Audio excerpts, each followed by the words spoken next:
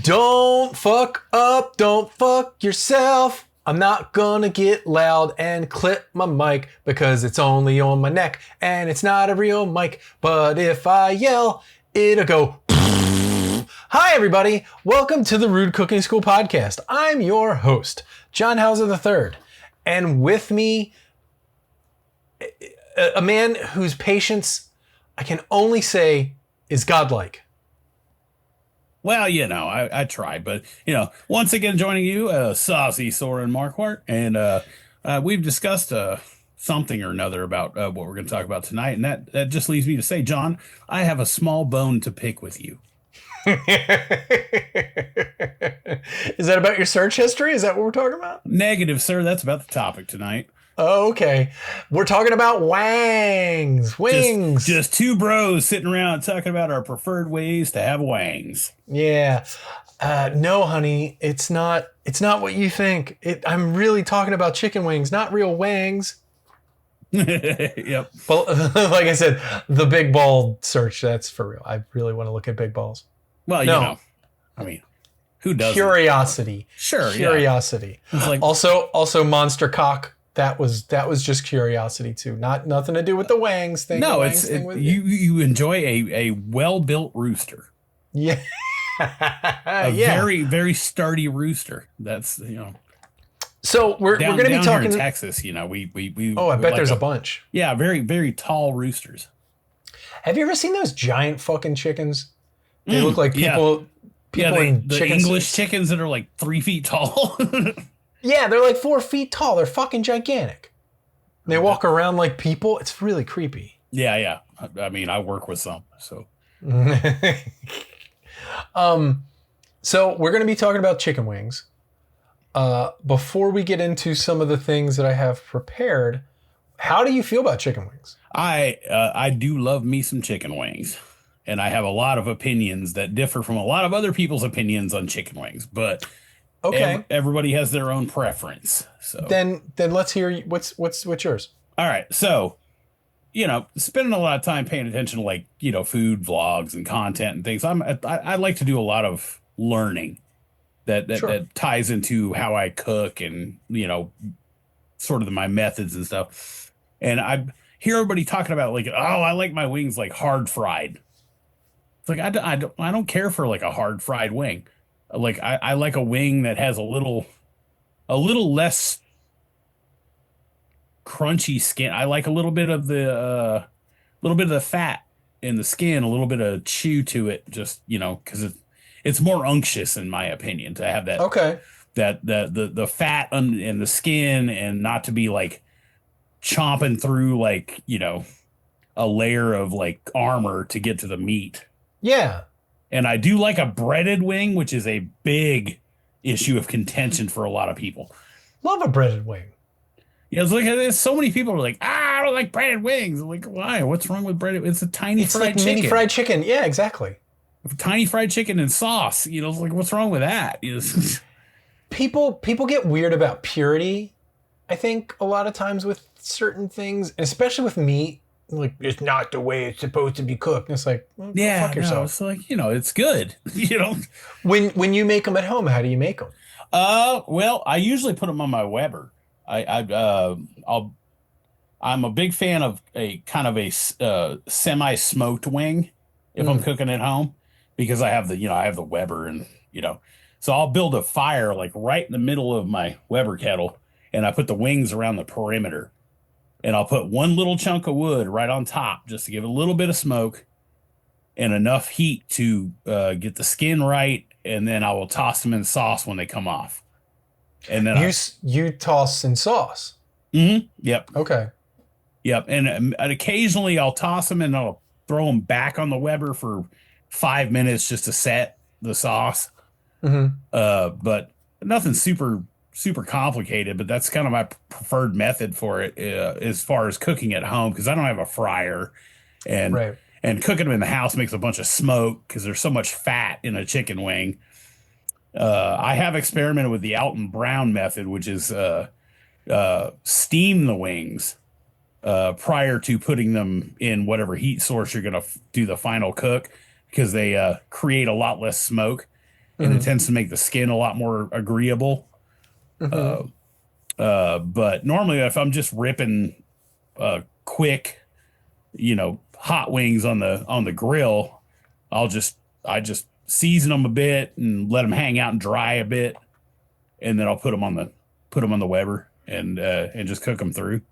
Yeah, your method and my method are pretty close. I will, if like, let's say tomorrow is the day that we're having our fantasy football draft, and I'm having a bunch of dudes over. I go to BJ's, I get a giant bag of wings, and then I'll put them in another big giant bag that's thicker, and then just toss a bunch of salt, pepper, and this dry herb thing that I've found that's like, chives and parsley and rosemary and thyme and granulated garlic or an onion, but like the chunky kind, not granulated, it's just dehydrated onions and garlic. Mm-hmm. Or if I don't have that, then it's just those herbs from the jar, and let that dry brine overnight, and then I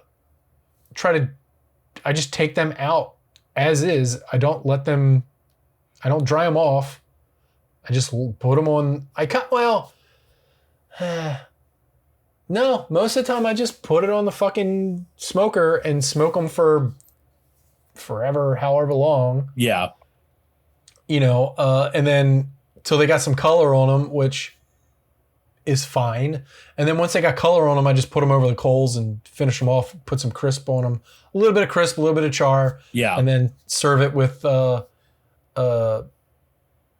sauce on the side, multiple sauces, and then I'll make a homemade ranch. Which gotcha. Okay. will always weirdly blows people away because they've never had homemade ranch. And when they try it, they're like, oh my God, this is amazing. What is it? And I'm like, it's ranch. And they're like, no.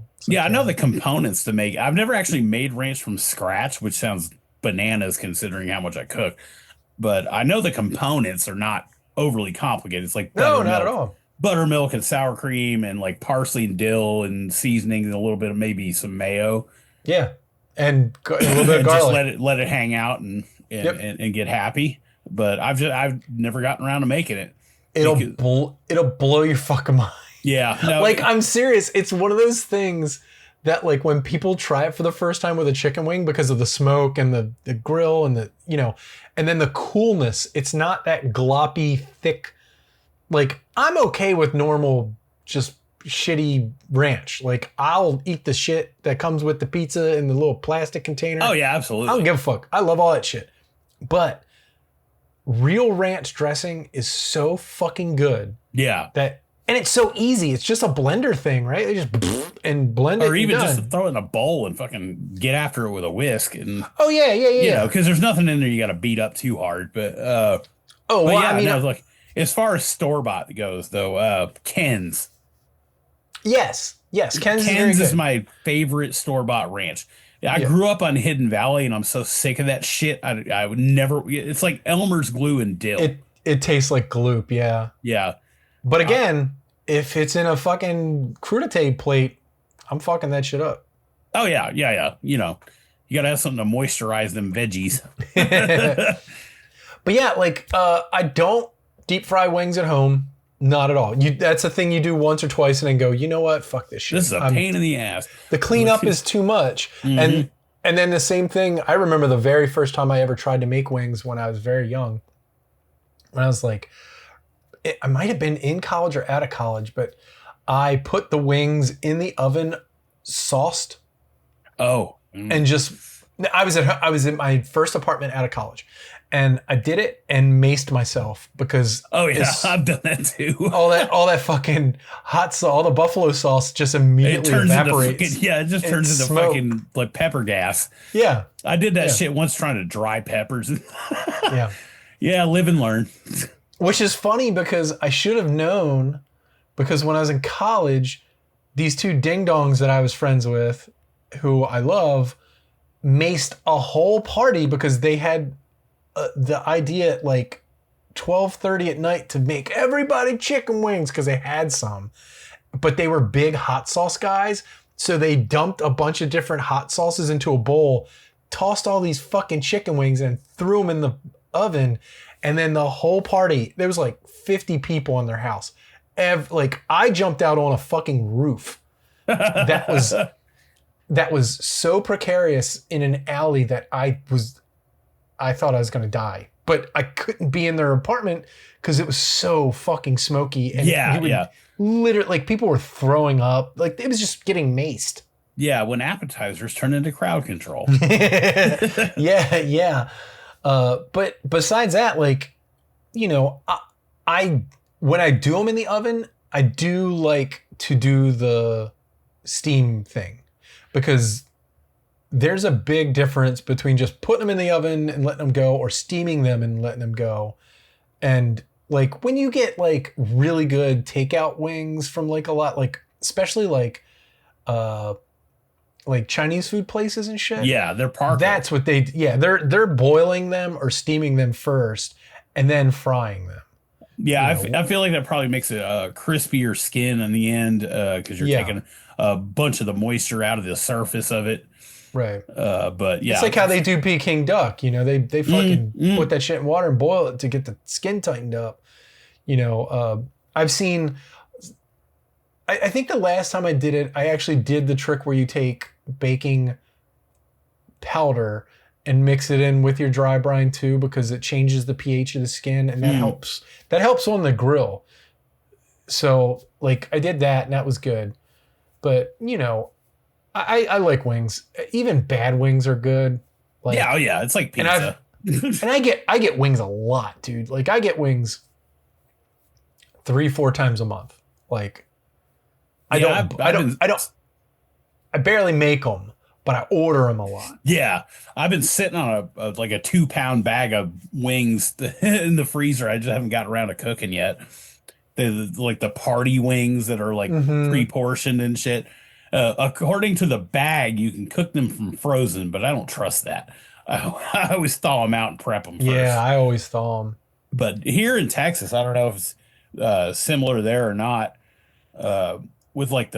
Especially with like the barbecue places and stuff, they all have some kind of wing, but they're always what they call smoke fried.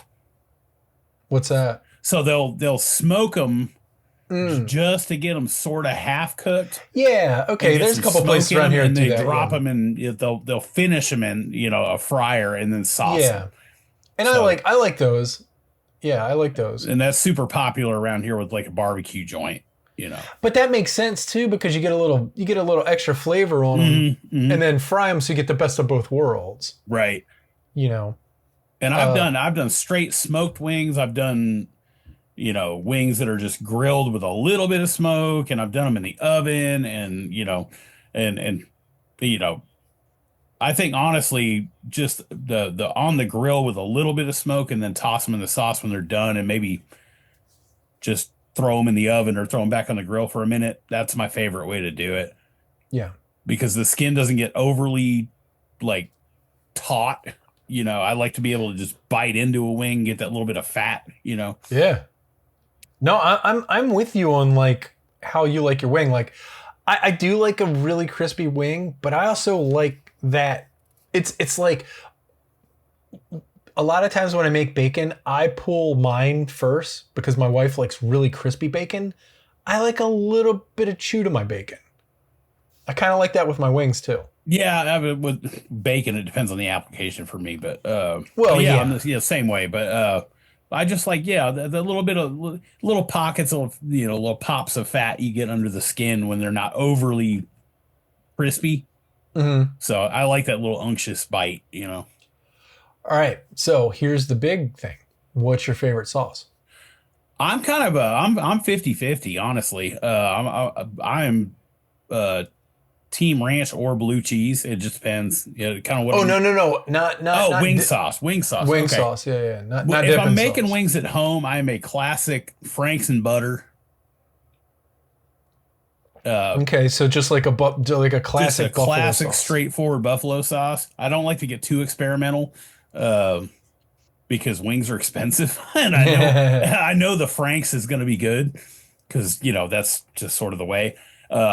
When I cook a batch, because I have me and my son we're spicy people. My wife and my daughter are not. So we'll do Okay. I'll do 50-50, like uh, buffalo sauce and the other half like a barbecue sauce. Okay. And I'll just do some Sweet Baby Ray's and a big fat plop of butter in it. Oh, I like to mount my sauce with butter before I toss it. wow. I I mean, just I'm with you. It sounds Yeah, I great. just probably like 2 tablespoons of butter into like a cup of sauce, Okay. and Yeah. just it makes it. I feel like it gives it a little more. I don't know, a little more.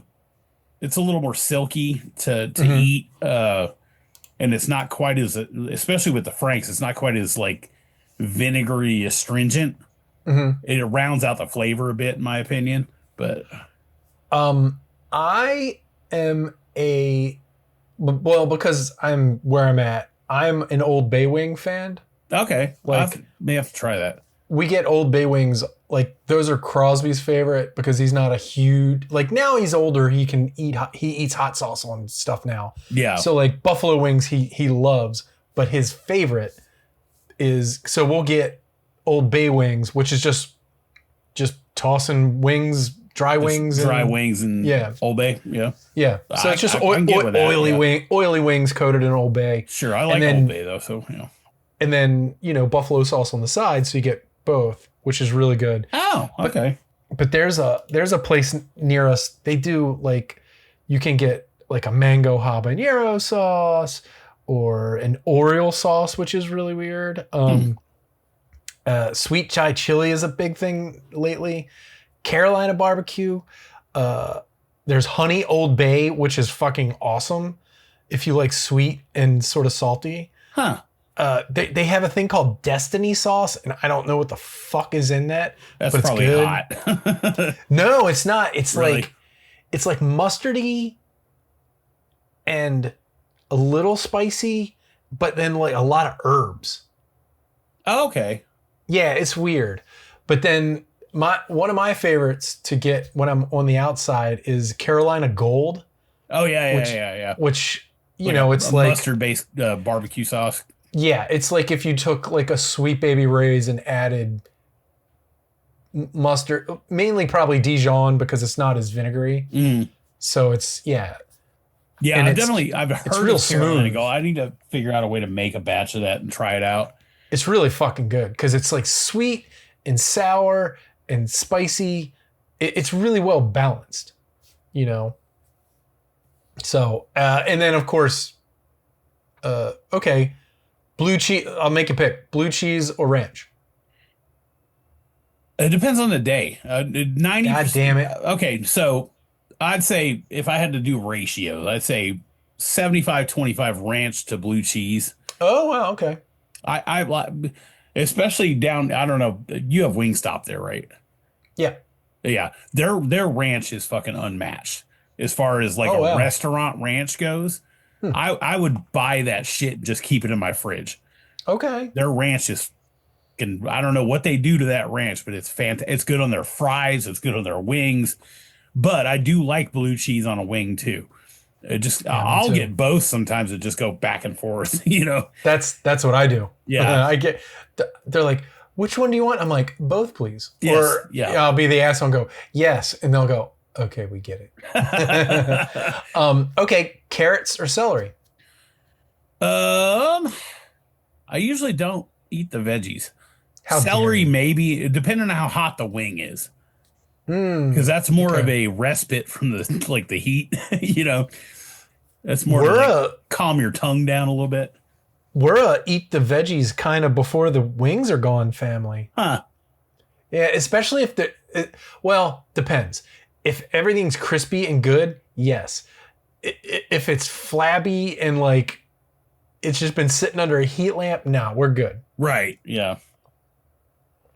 But yeah, there's so many it's so weird. Like I remember in the 90s wings becoming a thing. Like Yep. I honestly don't think I had chicken wings until I was in college. And there was a place that had them and we ordered it And I just remember being like, what the fuck is this? And they're like, it's chicken wings. And I'm like, okay. Because there's a thing in Baltimore called a chicken box. And it's a whole wing. So it's the flat, the drum, yeah. and the thing, right? So you would get like you get a chicken box. It would be 4 wings, whole wings. Whole wings, yep. You get Western fries and 2 rolls. And then, all the ketchup packages and hot sauce you wanted. So I was used to those kind of chicken wings. Are they breaded? Very lightly. I'm trying to compare it to... there's kind of like a dredge. Yeah. It's like a light fried chicken dredge. It's not breaded though. It's not like heavy breaded. It's just like... No, it's kind of just like a dust and flour. Yeah. That sounds a lot very similar to pretty much every southern like soul food restaurant around here. Yeah. You always get a whole wing. They don't do drums and flats. They do a whole wing. And which I love. It's like a meat and 2s, meat and 3s kind of thing. And it's you always get these giant whole chicken wings that are breaded and seasoned to the gods. And then like veggie, whatever size mac and cheese or greens or whatever you want. But the cook is very similar on the wings, it sounds like. Yeah, it's very seasoning heavy. Like they're super salty, they're super whatever fucking spice they're putting in there. Like, have you ever heard of Royal Farms? Listening to you, yeah.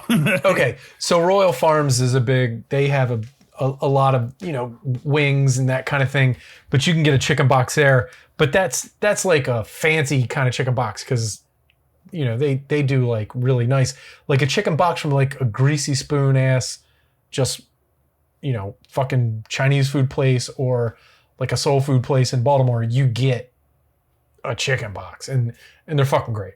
Mm-hmm. So when I got to college and we got them for the first time, I was like, what the fuck is this? And having it, I was like, oh my God, this is amazing. Because it probably at the same time was the first time I had buffalo sauce as well. Ah, okay. And then from there on, I was like, these are amazing. Fun fact, the same place that we ordered this shit from, they served a thing I've never seen ever in my life. And damn it, I just had the name of it. Oh, it was called a wedge. And it was a pre-made pizza dough. And then on top of it, they would put all the toppings of a cheesesteak and then put another pre-cooked pizza dough on top of it. And then put that in the oven and let that whole thing just melt together with the cheese. And they would get it on both sides brown. And then they would cut it in giant wedges like a pizza, but it would be a sandwich. I've never seen anybody else do that. Holy shit. It was just this one place in Frostburg, Maryland that made them. And they still do, apparently. Yeah. It's fucking great. They're on a different level. I've never heard shit like that. Yeah, and you would just dip it in, ranch or fucking... Yeah, you said wedge, and I was like, my mind went potato.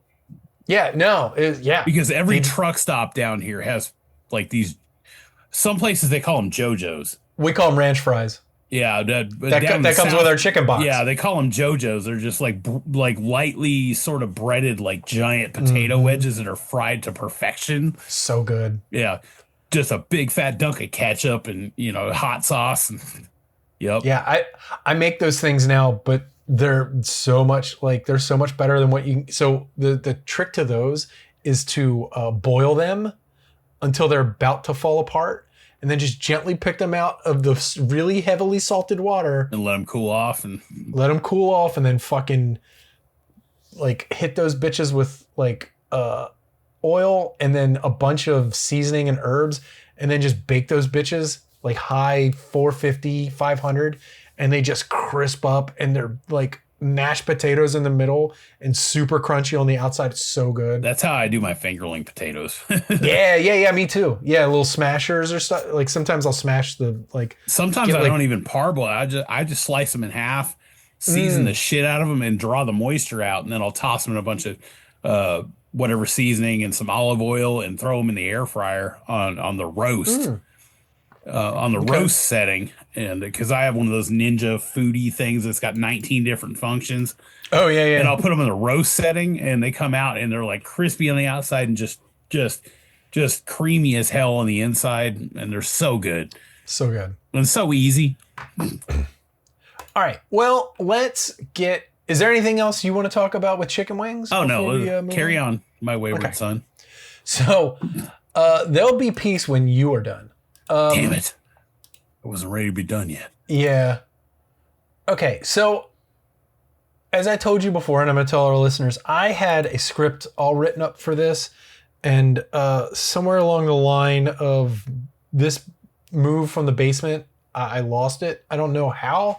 It's really weird, but I know where I got my sources from. So I'm just going to read these stories from the websites that I got really from. Pissed because this whole episode was supposed to be a musical. And yeah. And then John lost the script and we lost all the choreography. It was, God damn it. It was going to be a whole big production. Yeah, it was going to be the Rocky Horror Chicken Wing Show. The Clucky Horror Chicken Show. Okay, so this first thing I'm going to read from now is from the National Chicken Council, who you would think are the end all be all, but you know, it sounds like a group of people that don't talk to girls.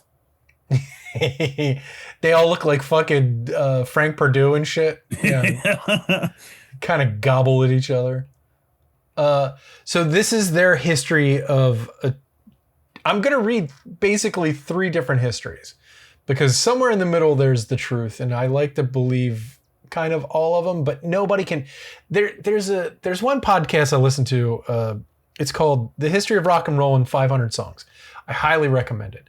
The guy who does it, he always says there's never a real first anything, because it's so hard to figure out who was the actual first person to do anything, because there was always a person before them that did something that inspired them to do it. You know what I mean? Like, so I can believe that a lot of these happened at the same time, but some of these trend back a lot longer. So we'll just figure it out.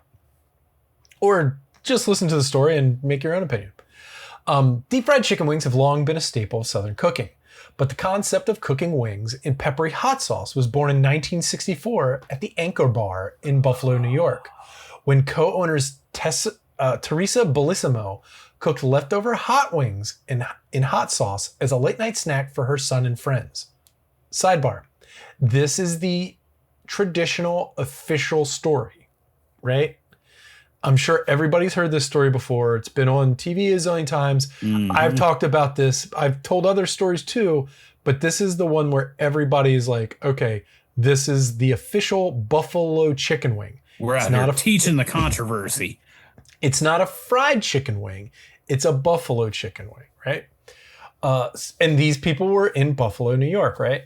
So she made it for her son and friends. The guys liked them so much that the Bellissimos put them on the menu the next day. Served with celery slices and blue cheese sauce, buffalo wings were an instant hit. Buffalo wings, quote unquote, because they were just like, we're going to call them buffalo wings. Should have called them Bellissimo. Bellissimo Wild Wings. Yeah. B-dubs. Dick Winger, who sold hot sauce to the bar, went on the road with Dominic Bellissimo, the owner's son, to promote the item and sell hot sauce. And the item gradually caught on with restaurant operators around the country. The concept hit big time in 1990 when McDonald's began selling Mighty Wings at some of its restaurants. KFC rolled out hot wings a year later, and Domino's introduced their own wings in 1994. And they should have stopped there. Yeah, Domino's at 1994 is when I first had wings. So I guess that was like when everything sort of really coalesced.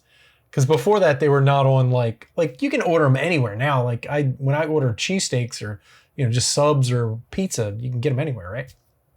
That back then it wasn't a thing. Yeah, Domino's should just hang it up, but yeah.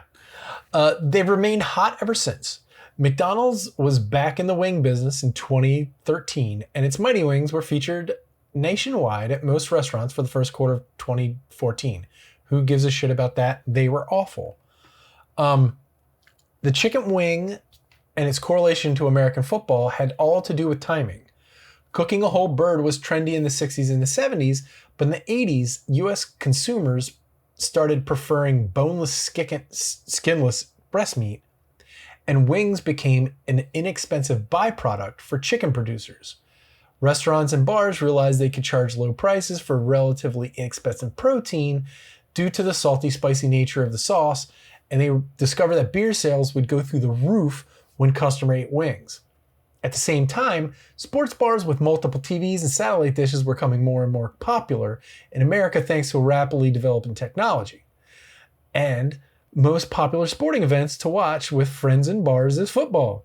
So it naturally became like a thing. Get a pitcher of beer, a couple dozen wings, everybody's good to go, and there you go. So that's their history of chicken wings. It's a pretty truncated, very like, came here, they made the thing, we did the thing. Okay, so that's the story that everybody knows. Let's go to another story. This is from the History Channel by Becky Little. In the 1960s, a black restaurateur named John Young opened Wings and Things in Buffalo, New York.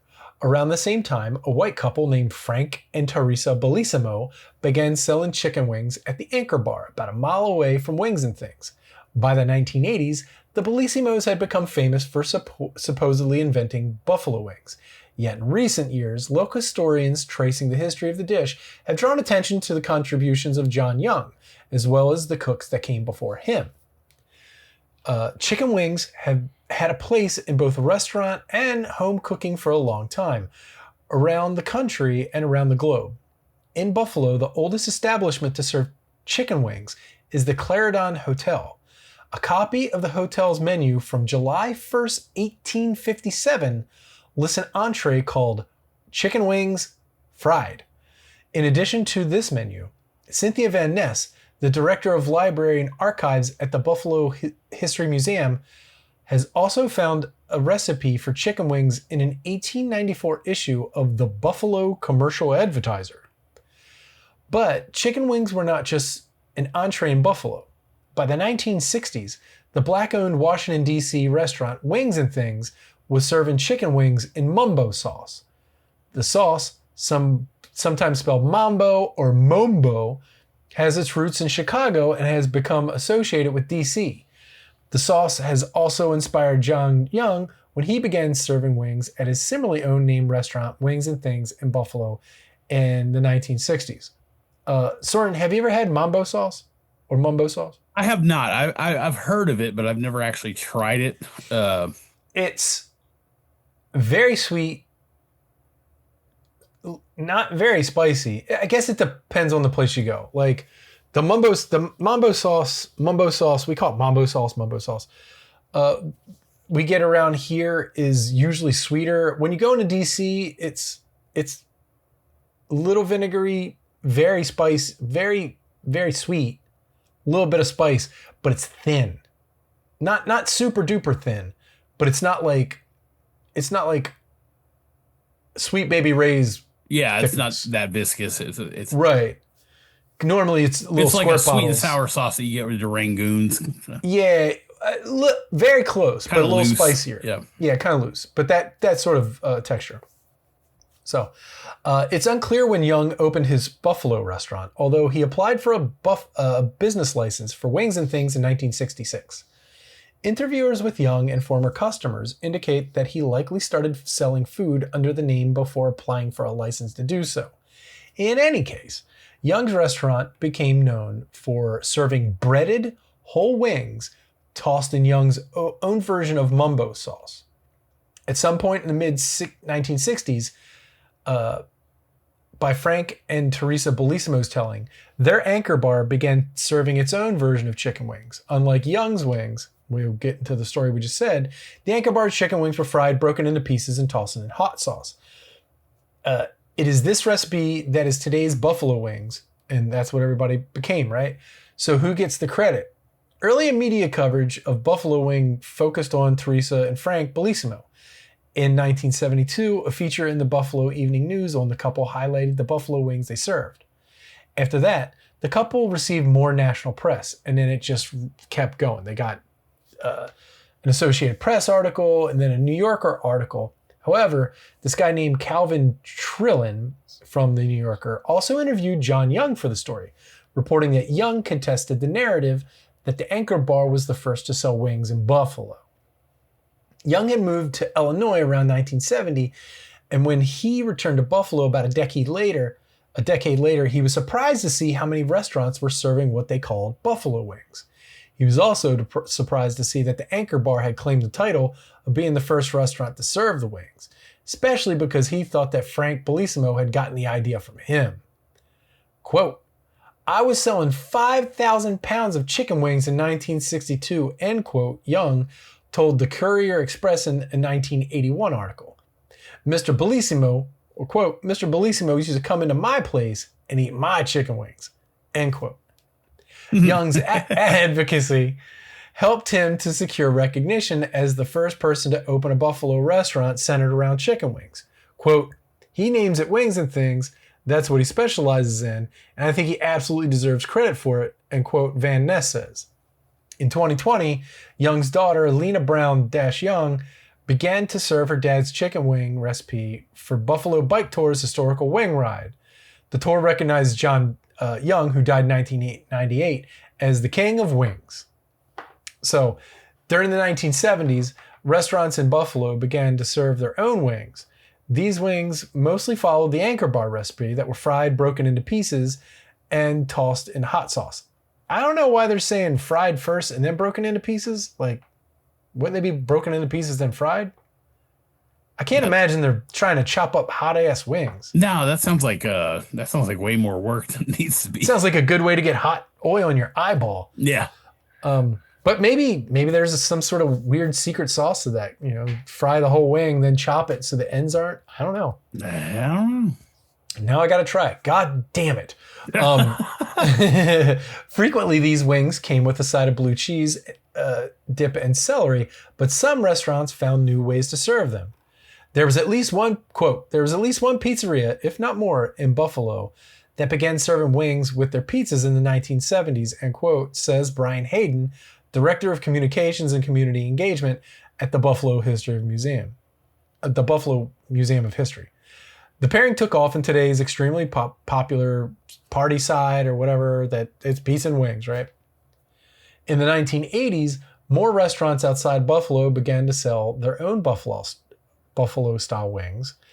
The franchise Buffalo Wild Wings, originally named Buffalo Wild Wings and Weck, opened up in 1982 in Columbus, Ohio. Man, you guys weren't in Buffalo. Yeah, they got rid of that dude. As Buffalo wings spread throughout the country, they became associated with football, and in particular, the Super Bowl. Then they talk about, same thing we talked about before, where football and wings became a thing. So there's the second story, right? There's this guy that was doing it in the very early 60s. But the Anchor Bars claimed to do it in 64. This guy's talking about, like, doing it at least in, like, 62. So he applied for his license in 1966, but everybody's saying he was doing it before it, right? He's saying I was doing it early 60s, but he's also doing breaded, and he's also doing mumbo sauce. He's not doing broken up wings, naked, deep fried in traditional hot sauce with butter, right? So he's there, but it's still not what became traditional, right? And then, all right, there's another history where it basically talks about the same thing. So there are generally two accepted buffalo wing origins. And it's the Bellissimos and the Anchor Bar. So, but this story is a little weirder. It says the Italian restaurant and bar was founded in 1939 by Bellissimo and her husband, Frank, but it would take 2 more decades before Anchor Bar would make its mark in the food lore. The story comes courtesy of Frank Bellissimo and takes place in an undetermined date in the 1960s. Notice that. Undetermined date. Not 1966. Let's keep it open-ended here. Yeah. I'm sorry, was it 66 when they said they did it? 64 is when they said it. Okay?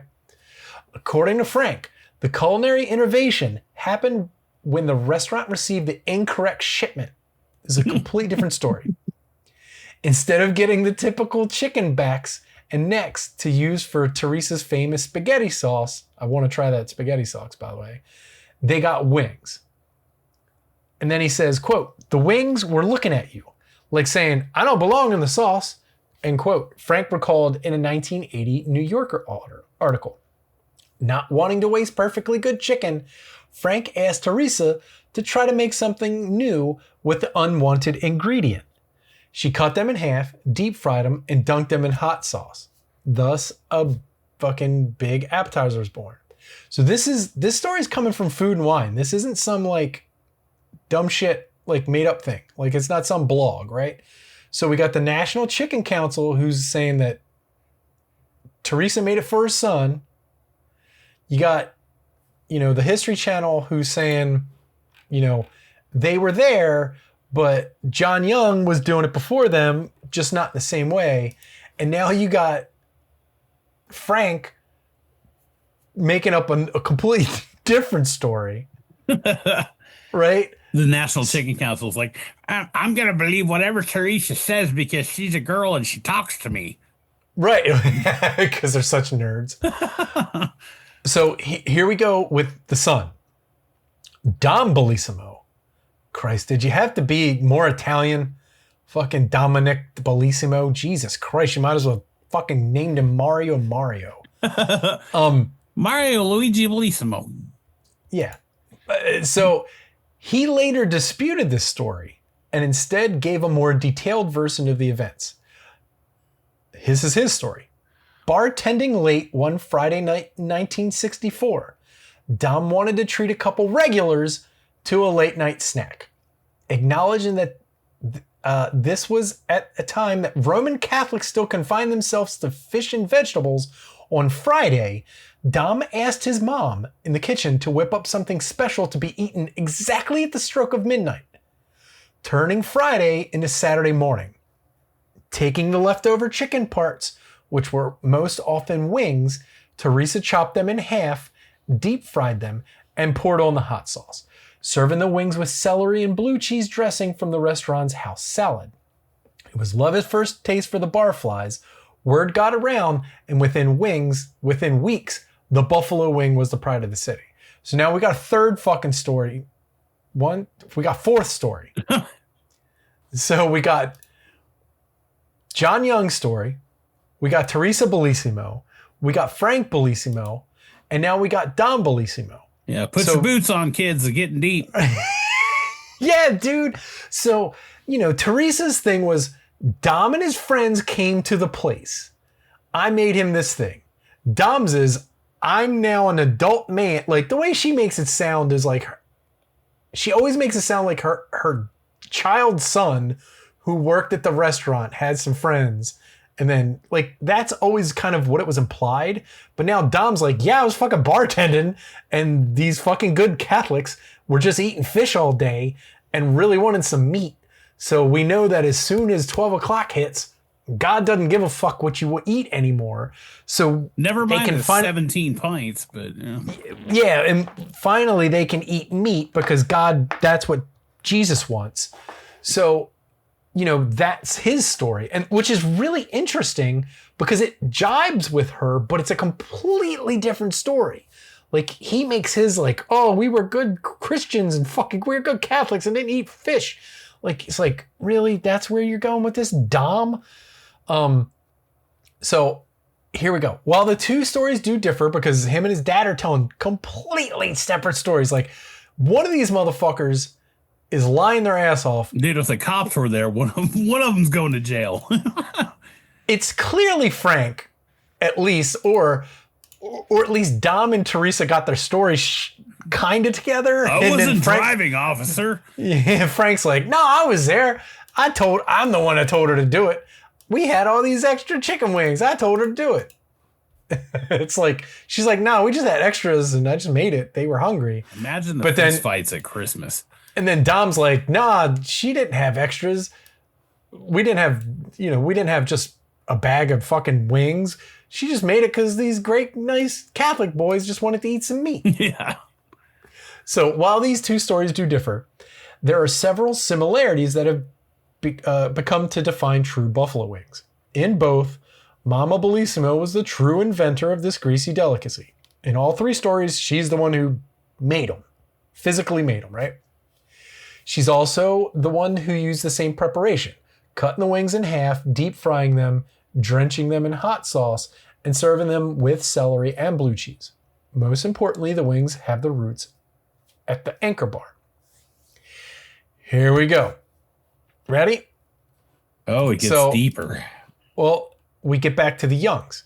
In recent years, there have been others who have claimed to have invented the buffalo wing, included Buffalo native Jason Young, who said that the city's African-American community ate chicken wings regularly and that he was the one who created the hot sauce, which he termed a mambo sauce. In fact, there's a record that Young owned the restaurant in the 1960s called John Young's Wings and Things. While his assertion may be legitimate, many wing experts agree that since he served them whole and breaded, they're technically not buffalo wings. So now John Young's name has turned into Jason Young, but he called himself John Young. I don't know what's going on at this point. Either which way, fucking July 29th is coming up, and that's Chicken Wing Day in the city of Buffalo. But they've named the inventor as Teresa Bellissimo. And from the way it sounds, I mean, I'm sure people have been frying fucking chicken wings since there have been chickens, right? Oh, yeah. It sounds like the way that we know buffalo wings, it's the Bellissimos. John Young might have been the precursor, where I'm sure Frank Bellissimo came in and had them, but then to put their own spin on it, like maybe he told his wife about, oh man, I had these chicken wings, they were great, they're fried, they had this like sauce on them, and maybe she was just like, fuck it, I'm gonna try to just go off of whatever my husband told me to make this thing for my son and his friends. I wonder if the name Frank ties into the hot sauce in some way. Oh, I don't know. Huh. May have to look into that. Yeah, that's really interesting. This is a weird revelation I had. Vamp for a second. I don't know. It's like, wait a minute, Frank and then Buffalo. Frank's Red Hot, which is the ubiquitous buffalo sauce. I was like, oh no, it's Louisiana. In 1917, owner Jacob Frank contracted for the Estelette pepper farm in Louisiana. So well, look good on paper. They made their, yeah. No, that would have been amazing if we could connect that. I was having a fucking beautiful mind moment where things were popping in front of my face, and yeah. You know, like I said, look good on paper, but yeah. So, I mean, those are the contending things, and I'm sure around the country there was tons of, because back then nobody was fucking eating chicken wings. They were so cheap. Oh, it was made to make stock. Right. My mom still bitches to this day about how expensive chicken wings have gotten because she used to just make them like chicken stock out of them and shit. Because they used to be like 10 cents a pound. Yeah, like they were scraps. I could get a 5-pound bag at BJ's a year ago for $20. They're now $32. Yeah, in a year. You know, they've gotten trendy, just like barbecue. Well, no, everything's going up. Like all the fucking food prices are going up. It's crazy. It's never going to come down. We're never going to get respite from it. No. Fucking get ready for just eggs are going to be $4 to $5 a fucking dozen because they're making money now and they're never going to fucking drink it. They're never going to bring it down. Yeah. But we're just, well, I have a lot of opinions. We're just not going to. Yeah, it's chop motherfuckers' heads off. That's what we'd start doing. But yeah, it's crazy. Like, but this conversation does give me an idea about a future episode, so we'll discuss that. Oh, okay, cool. We'll debrief. Chicken wings are very, very easy to make, easy to fuck up, but they're so good and everything. Okay, before we leave, last question. Sure. What do you do with your leftover chicken wings? What's that mean? Oh, god damn it. You know what I mean. There's sometimes you got to have leftover chicken wings, right? I have 2 kids. Fair enough. Yeah. No, it's like if I go to a restaurant, I order way too many wings. I'll just bring them. I eat them shits cold. I don't care. I love them cold. I love cold chicken. I used to eat cold fried chicken when I was a kid. If I made fried chicken, I'd still eat cold fried chicken. You and I have the fucking. We're so close in weird eating habits. When I was a kid, my mother would take the night off on Fridays from cooking, and she would always get like McDonald's, or there was a big portion where she would just go get a bucket of chicken at KFC, and we just wouldn't finish it. And I would wake up early, and a lot of times instead of making fucking cereal, I would just watch the fucking GoBots or fucking whatever the fuck I was watching that morning, the Gummy Bears, and eat cold KFC. Fucking cold fried chicken is unmatched. It's so fucking good. And if I want to get stupid with it, I'll bust it off the bone and make chicken salad out of it. I just did that last night. I bought a. Are we the same person, John Hauser? I think we are. I just made.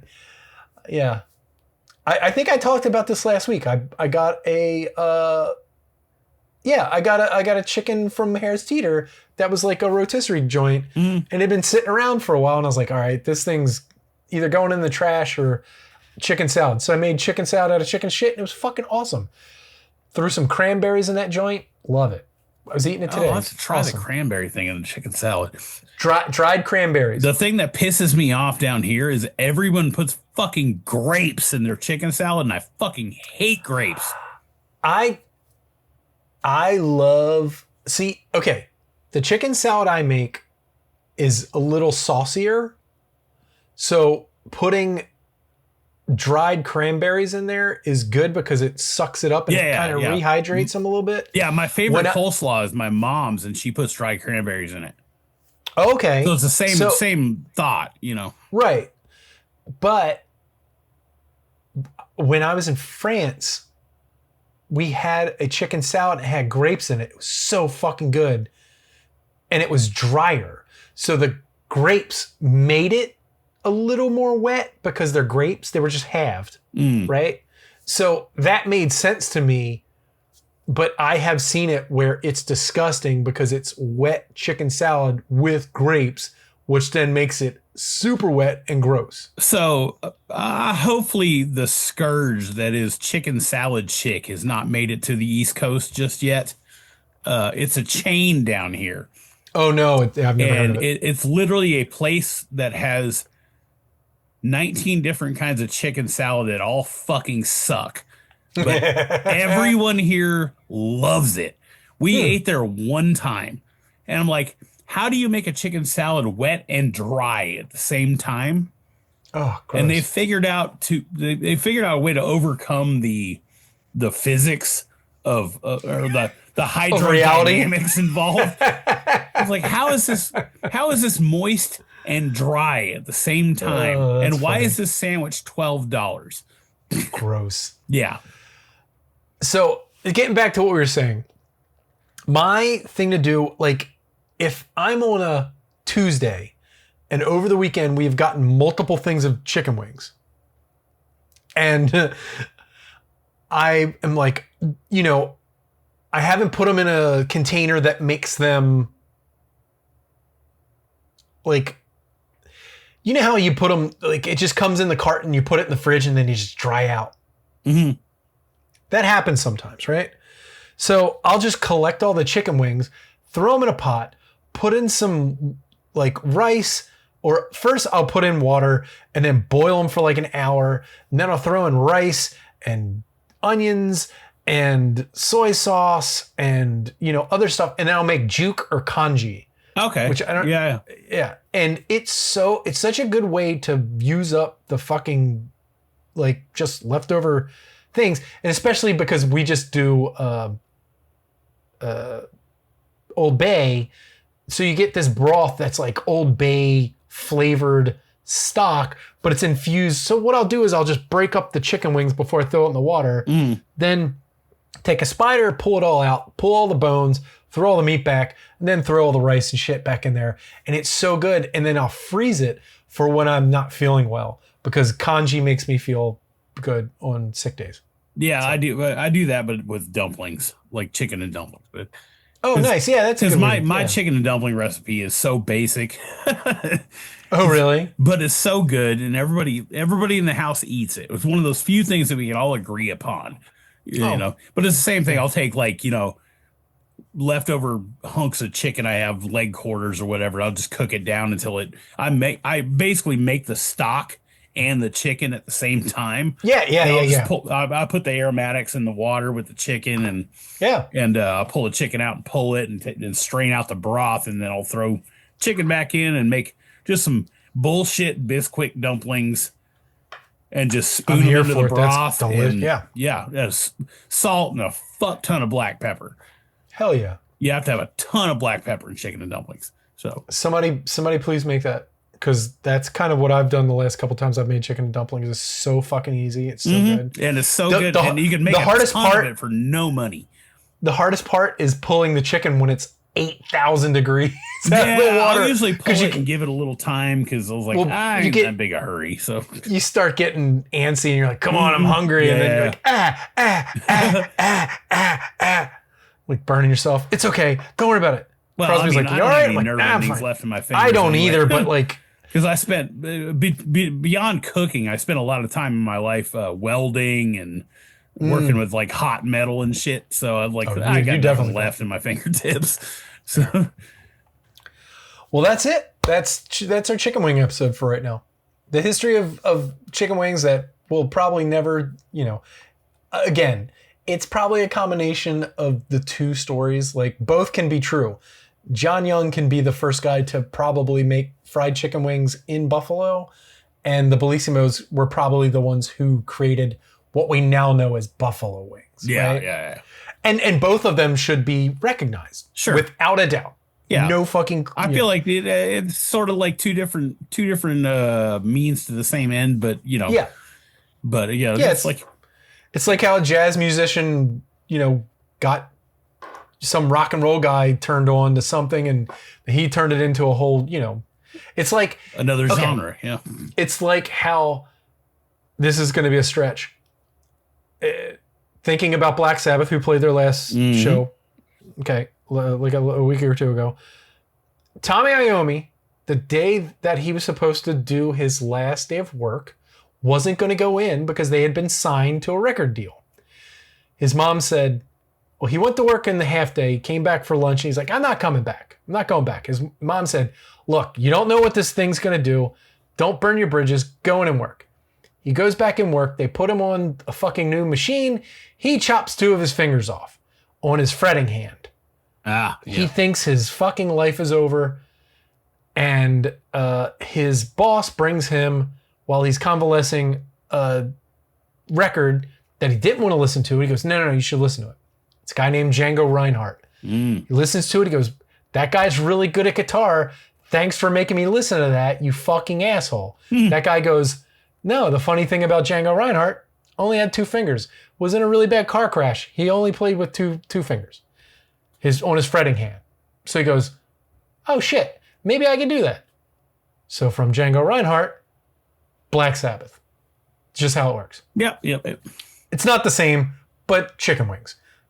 Same thing. The same logic applies. Yeah. So there you go. Thank you for listening, everybody. Thank you for listening to the Rude Cooking School podcast. We really appreciate your time. We really appreciate you listening. We would really appreciate if you shared with your friends and family. Our podcast, we have a zillion episodes that you can listen to on many topics, and there will be many more in the future. But if you could just tell by word of mouth somebody who you know who likes to cook or eat or just listen to the history of food or listen to fucking stupid food news episodes, tell your friends, tell your family, tell your dog. We really appreciate it. We have a Facebook page that is great. It's a great community. It actually is the only good thing on Facebook. Agreed. Join it. Most comfortable group I've just like of all places to be on Facebook. That is my most favorite.